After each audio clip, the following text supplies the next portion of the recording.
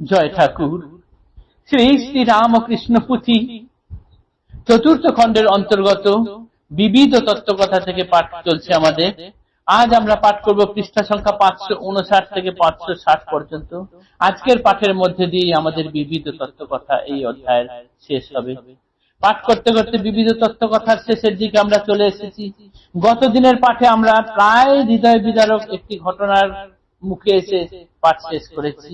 আজ আমরা সেইখান থেকে শুরু করব। গত দিনের পাঠে আমরা দেখেছি ঠাকুর তার সাধন জীবনে দক্ষিণেশ্বরে কালী মন্দিরে তদানীন্তন কালের বিখ্যাত বিখ্যাত দিগ্গজ পণ্ডিত, শাস্ত্রজ্ঞ,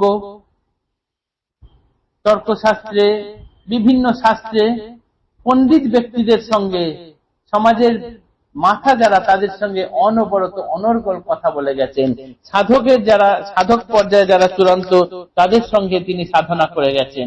এদের মধ্যে গৌরী মা রয়েছেন, আছেন শাস্ত্রজ্ঞ নারায়ণ পণ্ডিত, আছেন ব্রাহ্মণী তোতাপুরী, আছেন বর্ধমানের রাজার যিনি সভাপতি তিনি দয়ানন্দ সরস্বতী, যার কাশী মঠে যার অগণন চেলা, শশধর তর্কচূড়ামণি, কেশব সেন, দীনবন্ধু ন্যায়রত্ন, শ্যামাপদ ন্যায়রত্ন, শ্রীরাম পণ্ডিত ইত্যাদি বিজ্ঞ ব্যক্তিদের সঙ্গে সারাক্ষণ অনবরত কথা বলে গেছেন।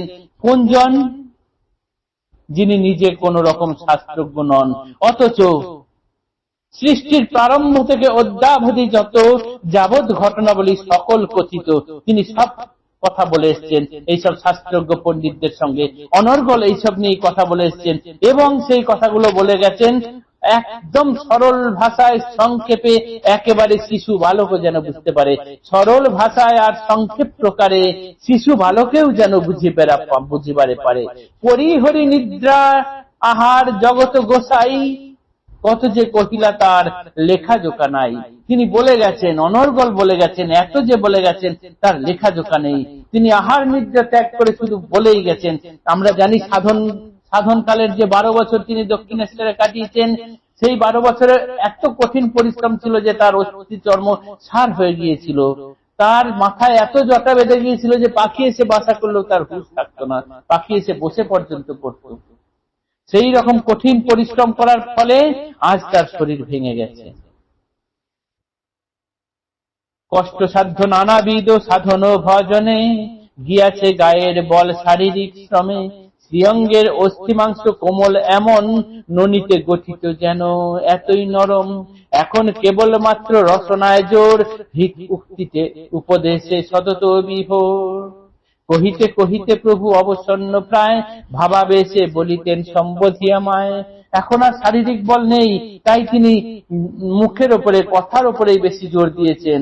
বলতে বলতে তিনি অবসন্ন, তাই তিনি মায়ের কাছে প্রার্থনা করেছেন, মা আর পারছি না, একা আমি আর কত বলবো, তাই তুমি বিজয় গোস্বামীকে, গিরিশকে আর রামকে কিছু শক্তি দাও, যাতে ওরা আমার মতো হয়ে বলতে পারে।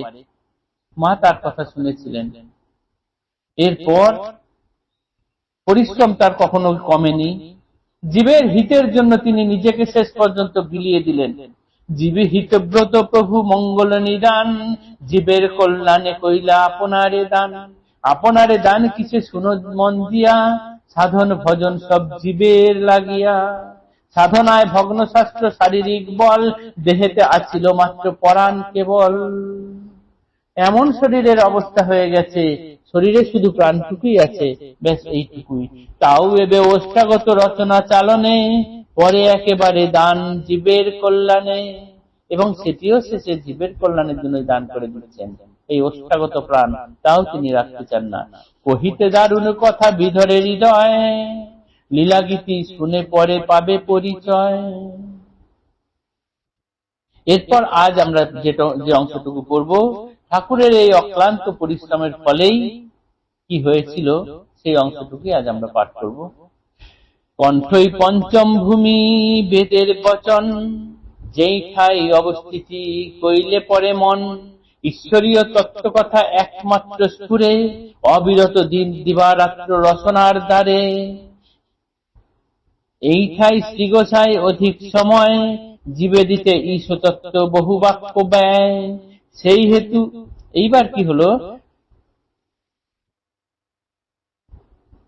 মনের যে পঞ্চম ভূমি আছে সেটি অবস্থান করে কণ্ঠে। কণ্ঠের যদি মনকে তোলা যায় তখন শুধু ঈশ্বরীয় কথা ভিন্ন অন্য কোনো কথা ভালো লাগে না। ঠাকুর সেই মনকে কণ্ঠ অবধি তুলে ফেলেছিলেন, তাই তিনি অনর্গল অনর্গল ঈশ্বরীয় তত্ত্ব কথা বলে যাচ্ছিলেন। এরপর কি হলো, যাতে সবাইকে ঈশ্বরের কথা বলতে পারেন তাই তিনি কণ্ঠ অবধি এনে রেখেছেন। সেই হেতু শ্রীকণ্ঠের কিঞ্চিত দক্ষিণে সামান্য বেদনা বোধ হইল এক্ষণে, পশ্চাতে ভীষণ হেন বলিবার নয়, যাহার যাতনা কষ্টে পরাণ সংশয়। গলার ডান দিকে একটু নিচের দিকে এখানে এবার সামান্য ব্যথা শুরু হয়ে গেল ঠাকুরের, কিন্তু সেই ব্যথাই পরে এত বাড়তে শুরু করলো যে প্রায় জীবন সংশয় হয়ে যায়।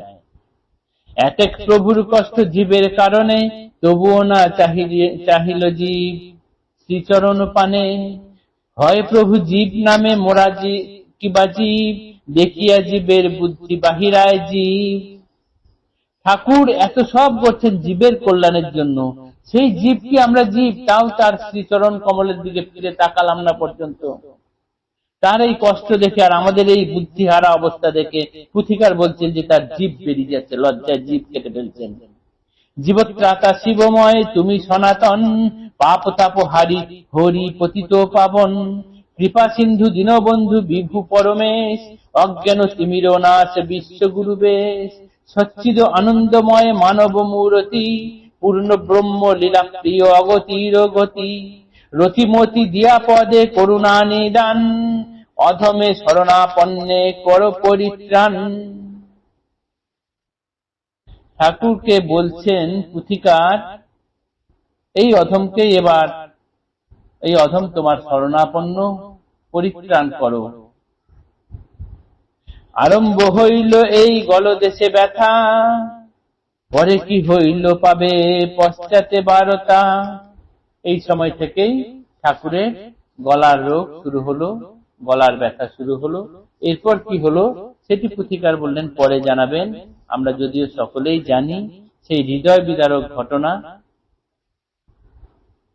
রামকৃষ্ণ লীলা কথা অমৃত সমান, শ্রবণ কীর্তনে হয় পরম কল্যাণ। সংসারের সুখে দুঃখে পেতে দিয়া ছাতি, এক মনে শুনো মন রামকৃষ্ণ পুথি। ঠাকুরের গলার রোগের পরের অবস্থা পুথিকার বললেন পরে জানানো হবে, এবং বললেন রামকৃষ্ণ লীলা কথা যেটি আমরা পাঠ করছি সেটি অমৃত সমান। এটি শ্রবণে কীর্তনে হয় পরম কল্যাণ। সংসারের সুখ দুঃখে পেতে দিয়া ছাতি, এক মনে শুনো মন রামকৃষ্ণ পুথি।